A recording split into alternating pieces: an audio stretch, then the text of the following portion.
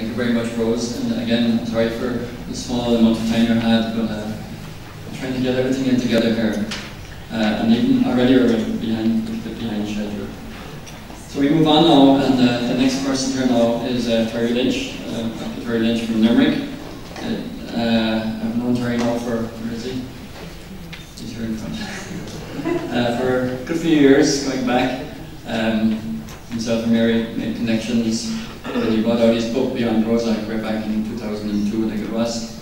And it was the beginning of a wonderful relationship, very mutual and supportive, and all the good things that you'd expect from a good, caring, generous, kind physician was available from Terry to Mary and to Mindfreedom as well, because he's spoken at a number of events for Mindfreedom over the years. He's a very busy man. As an indication of his success as a psychotherapist in Limerick, and at the same time he's made space to come down here today to speak at our conference, and we'd like to Terry. Thank you.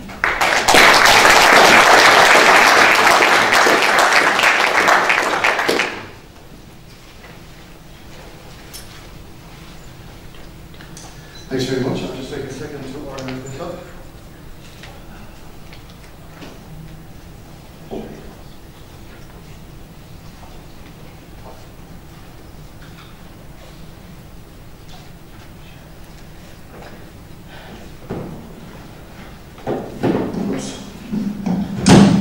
Technology was never my strength.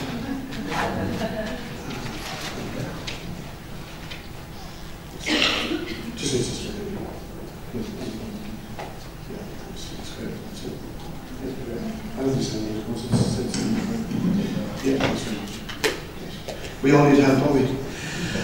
Right.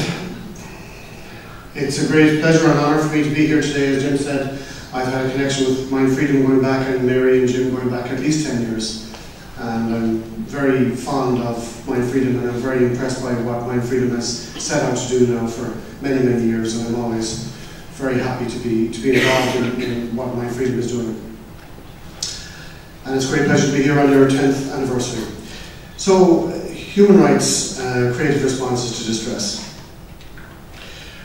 I thought I'd start with human rights. I just put a few ideas together in terms of human rights, in terms of mental health. And it seems to me that people in distress have the right to be properly understood and to be responded to in the ways most likely to benefit them. That sounds reasonable to me. That people should have access to best quality care, which will be transparent and accountable, that would have truth as its foundation, and that would promote best possible outcomes, that is recovery. And in mental health in this country and in many other countries, unfortunately, that is not the norm. I'm using the overhead basically primarily to keep me on track. They're there for you to look at too if you wish. I looked at the United Nations principles in mental health, and I found it quite interesting. It looks very reasonable when you look at it first out. All persons with a mental illness or who are being treated as such persons shall be treated with humanity and respect for the inherent dignity of the human person. There shall be no discriminations on the grounds of mental illness. That sounds very reasonable, but there's one big problem with that. And that is that mental illness is mentioned 3 times in that principle. And it presupposes the existence and the validity of the concept of mental illness. And I consider that flawed, therefore. But it shows how pervasive the whole idea of mental illness is, that it's in the United Nations, in the World Health Organization, it's everywhere. The idea has been accepted as a global concept, wrongly, in my opinion. There's no question about human distress. It's very, very common. It's mental illness that needs to be questioned, because it's just one way of interpreting behavior and distress. Myth. What is a myth? A myth is a story told with a purpose. It tries to explain the way the world is. That's one definition of what a myth is. There are many myths within mental health, and here are some of them. Mental illnesses are real illnesses like any other. They are fundamentally biological in origin. They are caused by a brain problem or neurobiological disorder. Mental illnesses are brain disorders. They are genetically inherited. Brain chemical imbalances cause mental illnesses.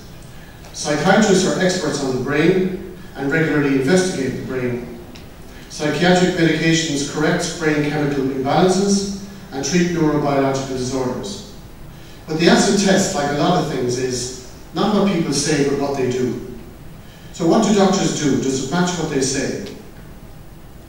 How do we know, for example, that physical illnesses exist?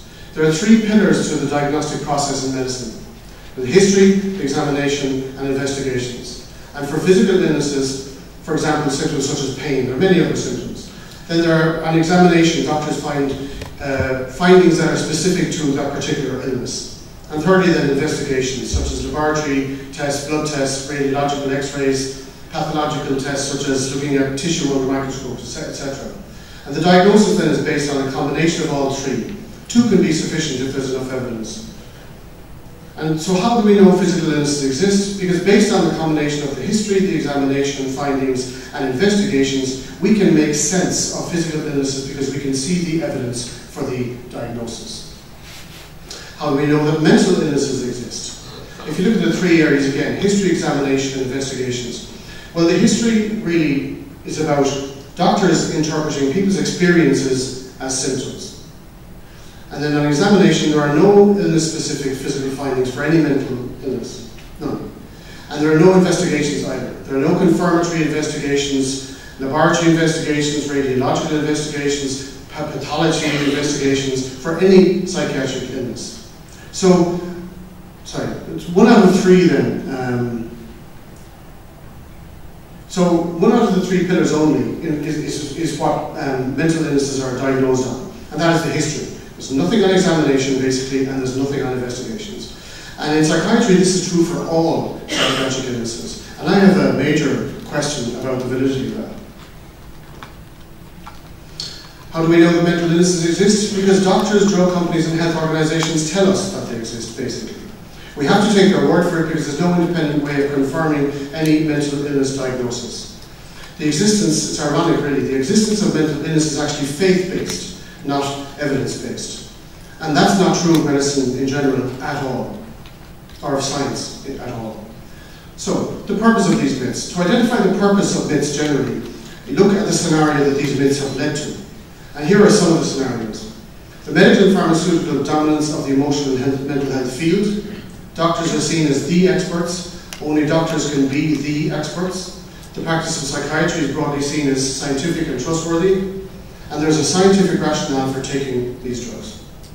Drug companies have made hundreds of billions in the past 30 years as a result of these myths. I keep doing that, sorry. And of course, one of the greatest myths of all, that what people are going through are not problems related to living, they are mental illnesses. And the result 70 years on is that everything has increased, apart from the most important thing, which is recovery rates. The incidence of these so-called illnesses have increased dramatically. Prescription rates have increased, drug company profits have ballooned, and disability rates and incapacity to work has increased. And so has the public acceptance of the concept of mental illness. A question that has struck me is, who most needs mental illnesses to be taken as real? Who has the most to lose? Number one, the pharmaceutical industry. The existence of mental illness is vital to the pharmaceutical industry. It legitimizes widespread prescribing and allows vast profits to be amassed. Psychiatry. The existence of mental illness is vital to psychiatry, or the existence of the belief in mental illness is vital to psychiatry. Without it, what is psychiatry's place? Certainly not at the top of the mental health hierarchy as it is now. And this position allows for prescribing and other medical treatments to be seen as the most important form of treatments. And you know, the idea strikes me, how can groups with such a vested interest truly be objective in such matters? Again, who most needs mental illnesses to exist? People or patients, do they need the mental illnesses to exist? Primarily, people want help. It can be an attraction for some people and sometimes to be involved in a system that kind of colludes with our general reluctance sometimes to feel our distress and work our ways through it. But patients don't need the concept of mental illness nearly as much as the drug companies and medical profession. Wider society too. There is such a trend in our society to be afraid of our emotions and our distress. And by the widespread acceptance of the concept of mental illness, we don't have to look at ourselves, and we don't have to look at the type of society we've created either. We can lump all of these uncomfortable issues and the people who experience them into the lap of psychiatry and the medical profession and collectively wash our hands of them. And I think that has happened in many, many societies. Only in psychiatry do spectacular changes, and spectacular is the only word for it. Spectacular changes in disease instances occur without adequate scientific explanation. For example, I'm taking two examples here, depression and bipolar. Depression in 1968, the incidence was roughly 1 per 1,000 people, and that included manic depression. Whereas in 2000, the incidence has rocketed to 1 per 5 to 10 people. That's a 100 to 200-fold increase in 32 years. That just doesn't happen in medicine without good reason. Sorry, I keep doing that. Without good reason, without good scientific reason. And actually, when you break it down, the reason for this in mental health is a matter of interpreting people's experiences. That is what is responsible for this extraordinary increase in the diagnosis of depression. Bipolar disorder. There's been a 6-fold increase in children treated in American hospitals for bipolar disorder in the 10-year period between 1994 and 2004. That's an extraordinary increase. A 40-fold increase in young people attending psychiatric outpatients in America in an 8-year period between 1994 and 2002. And a 2-fold increase in adult outpatient attendance. So that's a very, very dramatic increase in diagnosis. And again, in my opinion and the opinion of many, this is a matter of interpretation. People, doctors in particular, interpreting people's experiences as evidence of mental illness. Depression is a brain disorder. I mean, this is what we are told. Depression is a mental illness caused by either a brain abnormality, malfunction, for example, a chemical imbalance, or other brain defect. Therefore, depression is fundamentally a brain disorder. I think that would be a reasonable conclusion to come to. So, I'd like to run with things and see where they go. So when we run with this idea of depression being a brain disorder, where does it take us? Who diagnoses and treats brain disorders, and how are they diagnosed? Well, brain specialists diagnose brain disorders, as we might presume. Neurologists and neurosurgeons, they are the brain experts, and they're the ones who diagnose brain disorders. Brain disorders are very rarely diagnosed by GPs, and if they are, the person is always referred to a specialist for confirmation of that diagnosis and treatment. The diagnosis always involves the 3 pillars of diagnosis I mentioned earlier on, particularly tests such as scans, x-rays, blood tests. And it's a meticulous process, the diagnostic process of brain disorders. As you can imagine, it's a very serious business. And it takes as long as it takes. Treatment is always initiated by specialists except in rare emergencies. And one stable of care may be handed back to the general practitioner, but that will be down the line. And generally speaking, specialist services stay involved in the care of the person to varying degrees. That's not how depression is dealt with at all. There couldn't be a more radical difference.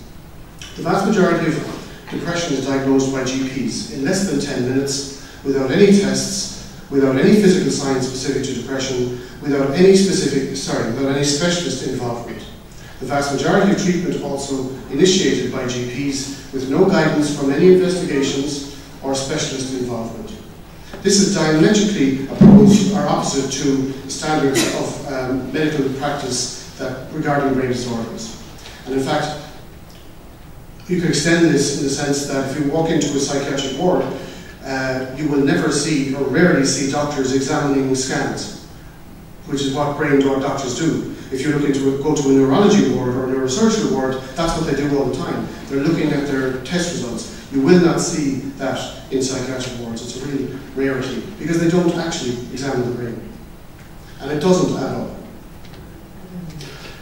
As a public right, human right, people are entitled to good regulation of drugs. It's such an important regulation of pharmaceutical companies and the regulation of drugs that become available. So, just a few words on that. What the Food and Drugs Administration requires in America is that 2 drug trials show statistically significant results. Negative trials are not included in the mix, so you can have as many negative results as you like, but as long as there are 2 positive results, then the drug will be passed, unless no major safety issues have arisen. Now to me, that seems morally, ethically and scientifically wrong, that you can have 2 positive tests, 25 or 40 negative tests, but actually, because you have the 2 positive, it goes through. I mean, kindergarten logic really would suggest that that's not right.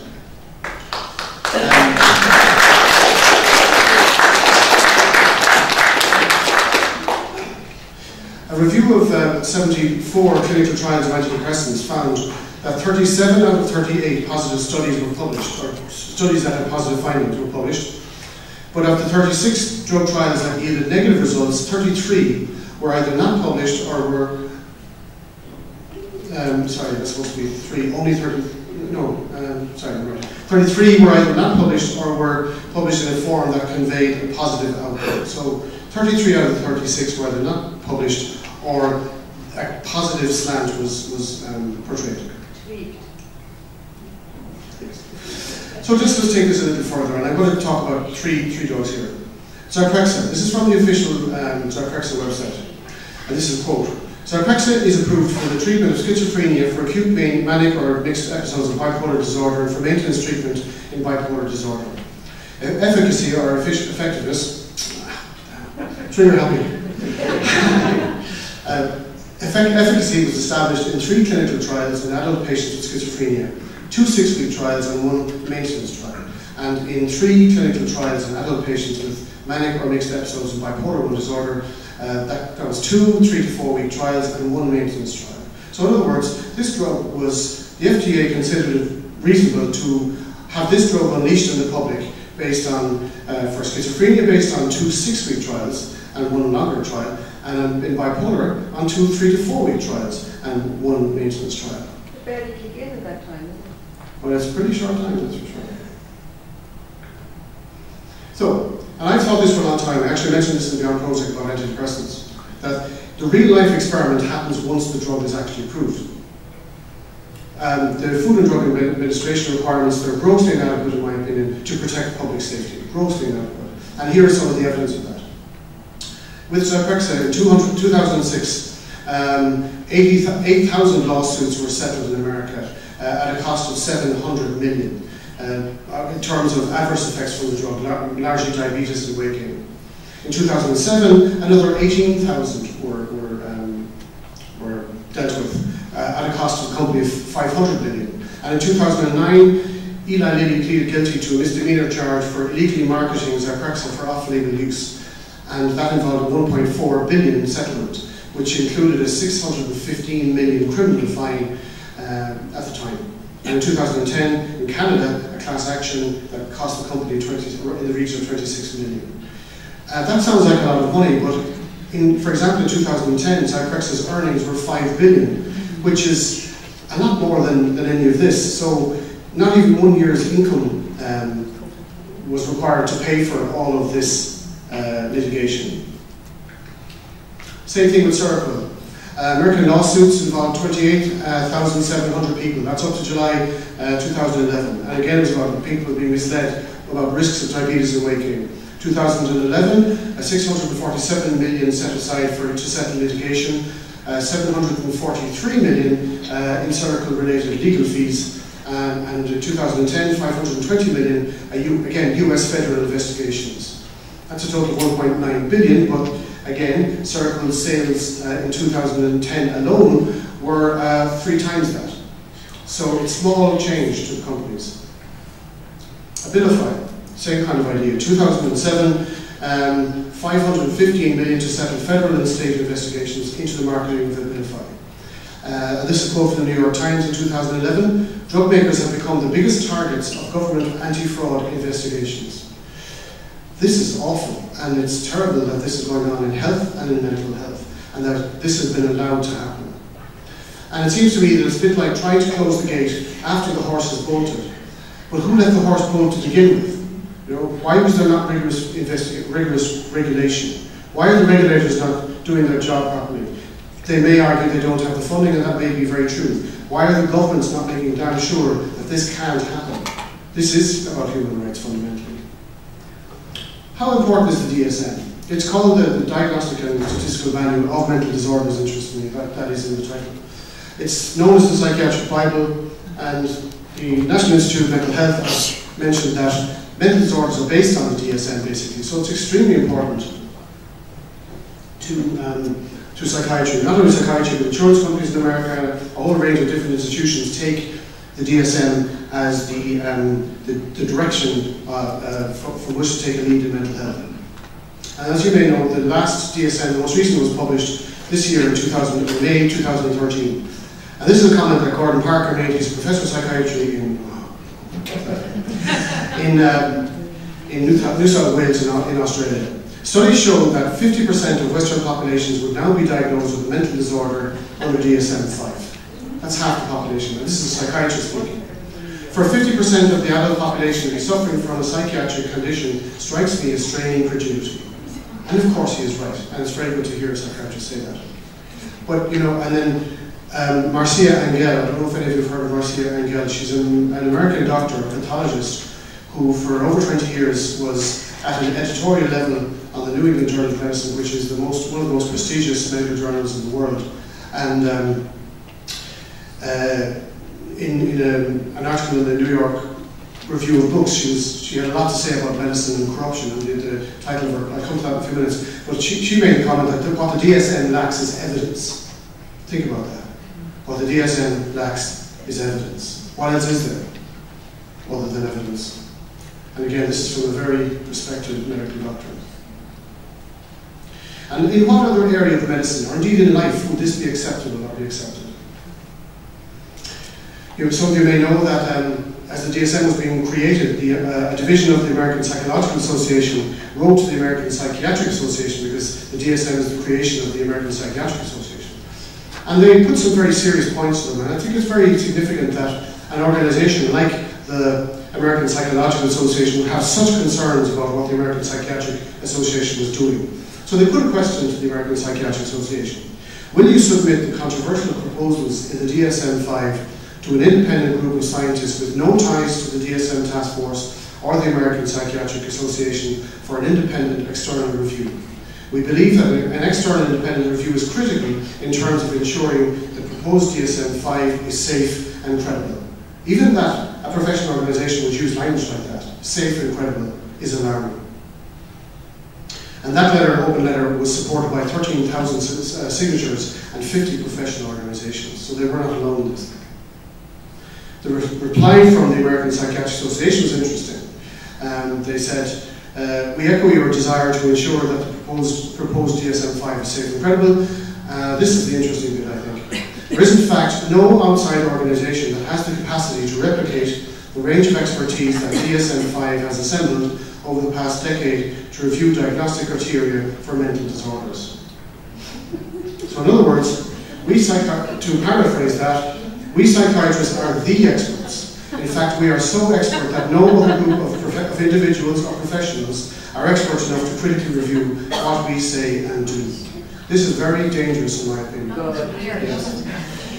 And we need to remember a simple fact, and that is that there is no illness that is known to be biological that is amenable to reversal or recovery that is treated by psychiatry.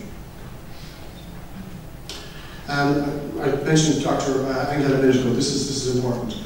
She said that physicians learn to practice a very drug-intensive style of medicine, and that's certainly true in mental health, psychiatry and general practice. And she wrote that it's easy to fall into this situation, and they certainly deserve a great deal of blame, and that's true. But she says, as reprehensible as many industry practices are, I believe that the behaviour of much of the medical profession is even more culpable. And the problems I've discussed in her article are not limited to psychiatry, though they reach their most florid form there.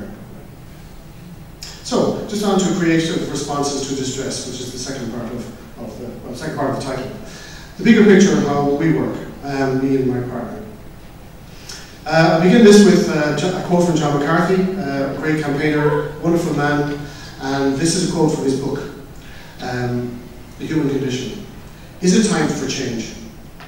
Is it time to decriminalise human emotions? Think about that. Is it time to decriminalise human emotions? We have kind of criminalised human emotions.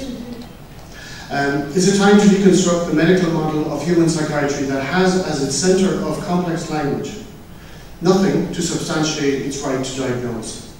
Nothing to substantiate its right to diagnose. Is it time to question every pill dispensed as the cause and effect behind that pill? It's a great statement. The British Psychological Society, in response to the publication of the DSM in May this year, wrote the following. The British Psychological Society calls for an approach that fully acknowledges the growing amount of evidence for psychosocial causal factors, but which does not assign an unevidenced role for biology as the primary cause that is transparent about the very little support for the disease model in such situations. Very serious language. Consequently, there is a need for a paradigm shift in relation to the experiences and these diagnoses refer to, towards a conceptual system not based on a disease model. So, the necessary paradigm shift. This shift needs to be based on reality, how things actually are, rather than on how authority figures tell us they are. And it needs to shift, I believe, from a disease, illness, disorder approach to a distress, trauma type approach. From abnormality to understanding. No more, this is a quote from the American Psychiatric website, Association's website, depression is never normal. No more of that nonsense, because it is nonsense. This struck me recently. I'm just going to talk about mental illness, grief, trauma, and distress as part of the necessary paradigm shift. The mental illness threshold is very low. In other words, the bar is set very low. It's very easy, quite easy to get diagnosed with a mental illness. 1 in 4 people, we are told, have a mental illness. Then let's look at the threshold for grief. The grief threshold is actually very high. The bar is set very high. Grief is in the DSM and in lots of medical language generally, grief is largely equated with bereavement. So really, in a way, only death causes grief, and particularly the death of a loved one. But in reality, there are many other causes of loss, and loss causes grief that needs to be mourned. Trauma. The trauma threshold is very high in medicine as well. The bar is set very high. I think a reasonable definition of trauma is an emotional wound or shock that creates lasting impairment to the person's psychological development and function. According to the DSM-5, there are two listings really, and the only difference is about time. Acute stress disorder lasting 3 days to 1 month, and if it goes on beyond 1 month, it's called post-traumatic stress disorder. But the diagnostic criteria are interesting. They're very, very high. The diagnostic criteria for post-traumatic stress disorder are exposure to actual or threatened death, serious injury, or sexual violation. And they go on to say that the disturbance causes clinically significant distress or impairment of social interactions, capacity to work, or other important areas of functioning. But the truth is that many trauma reactions are far more subtle than this, and their effects are not as obvious as that. But they are there, unnoticed. But they're not on the medical radar, so the medical profession doesn't pick them up. Similarly with distress. To the medical profession, distress it's there, but it's not enormously significant. It's not as significant as mental illness, for example, or it's subsumed into mental illness. However, distress, as I'm sure you know, is a very common feature of the experience of people who become diagnosed with mental illness. The medical profession do not sufficiently see this, they do not sufficiently understand this, and the importance of distress is regulated to well below the importance of mental illness. This is a distortion of reality, and it's misguided. So, as I said, very low threshold for mental illness, a very common diagnosis. Grief, distress, and trauma, very high threshold, so they're rare in the medical world. They're considered rare. I consider this a distortion of reality, and why? Why would there be this distortion of reality? A distortion of how things actually are. There are at least 3 reasons. I'm sure there are more. First of all, doctors are insufficiently educated regarding distress, grief, and trauma. Secondly, mental illness, the concept of mental illness is pivotal to the position of psychiatry. And if the position of the other 3 grew, then by definition the position of mental illness will diminish. And thirdly, drug treatment is considered okay for illnesses, but not for grief, distress, or trauma necessarily. So I think that's also an influence. Greater recognition of distress, grief, and trauma will threaten the dominance of mental illness in this whole field. I believe that mainstream psychiatry cannot lead the required paradigm shift. I believe psychiatry should have an input, yes, but not as leaders, as the wisest ones, because I don't believe they are the wisest ones. And I don't believe that they should have a casting vote or controlling or deciding vote on this, like they have in so many different fields.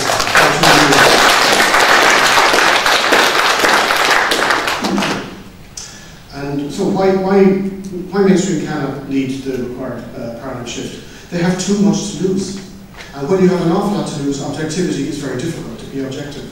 They have so much invested in the current model that the paradigm shift, by definition, really involves dismantling many of the current beliefs.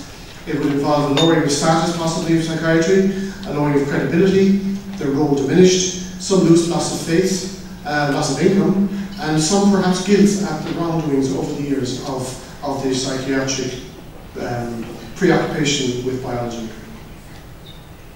I also believe that psychiatry has too little to contribute to be the leaders in this area. I've been involved at a high level now for 9 years in various committees in Ireland on mental health, and I've encountered very few mainstream psychiatrists that I would consider or listened to or read about over the past 15 years. There are a small number, but very few that I would consider that have the level of understanding of human beings that's required to spearhead the much needed paradigm shift. Medical training is very inadequate in this regard. And I would say that years spent learning to repackage human distress and behaviour within various diagnostic categories does not equate with developing the deep understanding of human beings that must be the bedrock of the new paradigm.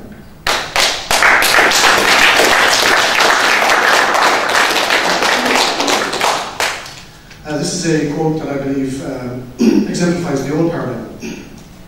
It's from Kay Redfield Jameson from her well-known book, An Unquiet Mind. She writes, "I believe without doubt that manic depressive illness is a medical illness. I also believe that, with rare exception, it is malpractice to treat it without medication."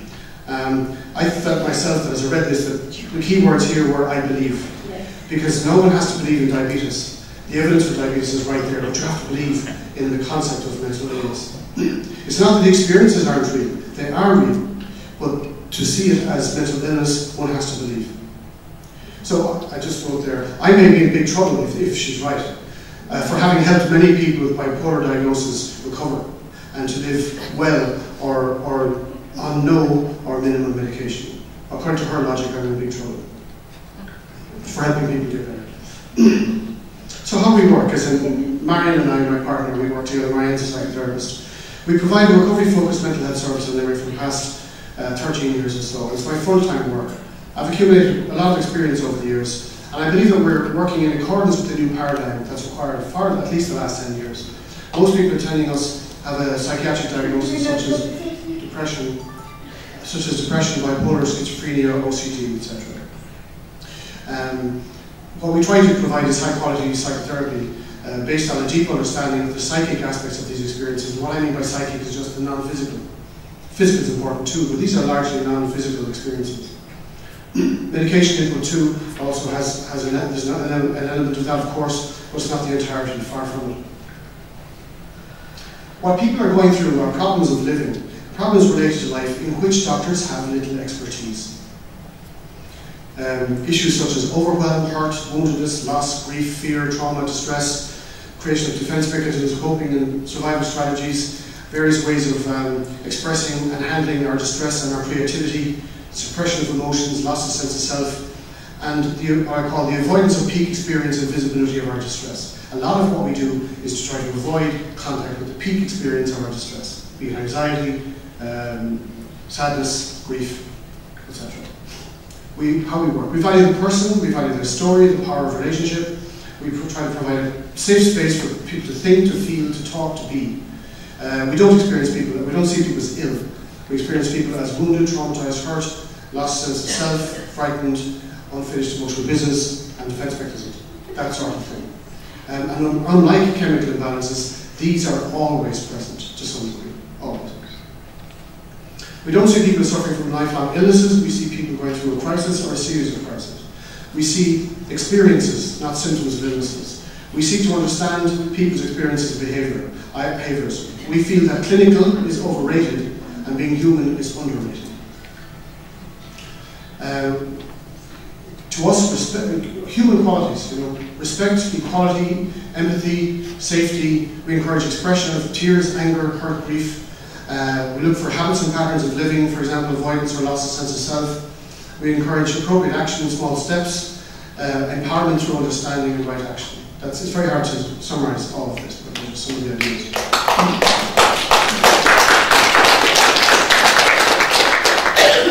We seek to understand rather than to categorize. We seek to understand the rightness, how it makes sense, how the person's experiences make sense as the starting point, not what is abnormal.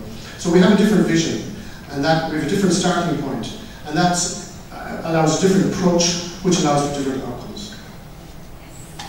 Accurate empathy is an extremely important concept in all of this. It means a truly accurate understanding of people's story and experiences. And I think that's pretty rare. It's certainly rare within psychiatry and general practice. Accurate empathy is not really considered important, I think, within the medical model, but it's essential in recovery-focused work. It's absolutely essential. If you don't really understand and get what people are going through, it's very hard to join with them in that journey. So we bring who we are to the meeting, not just what we do. You know, I'm a doctor, but I'm not just a doctor, or a therapist, but I'm not just a therapist. We see ourselves primarily as human beings with much in common with those who attend us. We are fellow travellers in this journey of life. We are accompaniers, joining in a journey with a fellow human being. All human beings are legitimate and make sense. And this is again, almost diametrically opposite to the medical model. Including all of the experiences that become diagnosed as mental illnesses such as depression, bipolar, schizophrenia, obsessive compulsive, etc. All human behaviour is purposeful, so we try to identify the purpose and work from there. Since experiences are always legitimate and behaviour are always purposeful within the context of a person's life, then it seems to us that categories of normal and abnormal should not apply. They have no place. Doesn't make sense. And we do not have to be deemed abnormal to merit support and help. Medication, as I see it, has a place, short-term where possible, but there should be honesty in terms of medication, honesty in terms of how it works and acts. I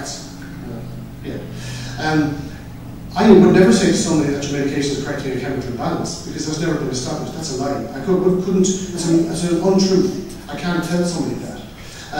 Similarly, you know, I can't say that medication is treating an unidentified neurobiological disorder. Basically, what I can say for certain is that medication seems to change how people feel. The most common effects are that they tranquilize, sometimes it's stimulation, people experience numbness, so it changes how people feel. So I think telling people the truth is a human right too. I do engage in gradual reduction of medication if it feels appropriate. I would also just say, you know, I'm not suggesting to anyone that they stop their medication today based on this talk. This is a general talk, it's nothing specific to a specific individual, because there are risks associated with, as I'm sure you know, with stopping medication particularly quickly. So, I'm nearly done. This whole thing about mental health is huge, and it's like a delusion, really. It's like a collective delusion in society. And it seems to me that there will need to be an international public inquiry into mental health. The issue is too large, I think, for one nation, but I think an EU-level inquiry, for example, would certainly address this. And simple questions like, does the evidence justify psychiatric leadership of the mental health field, would be a good one to look at. Or what are the most accurate ways of understanding and responding to emotional and mental distress, including that which becomes interpreted as various forms of mental illnesses. They would be some of the questions I think that could be put. So just finally, our future work. We will continue to provide recovery-focused services with Marianne, my partner, and books. To me, my books are extremely important. I mean, to me personally, this is very important. Beyond Prozac was the first one published 10 years ago. That was a general critique of psychiatry. Selfhood, published about a year and a half ago, is about the process for reclaiming one's sense of self, which is a core part of the recovery process. But future books addressing mental health issues, and I intend there to be plenty of them, across the range of diagnoses, depression, bipolar, schizophrenia, there needs to be a radical rethink about what these are. The first one of these, which would be a critique of the medical approach to depression, will be out in 2014, and we'll continue to push for the necessary paradigm shift that's long overdue.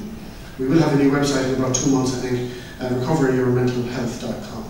So thanks very much, and continued success to your wonderful work.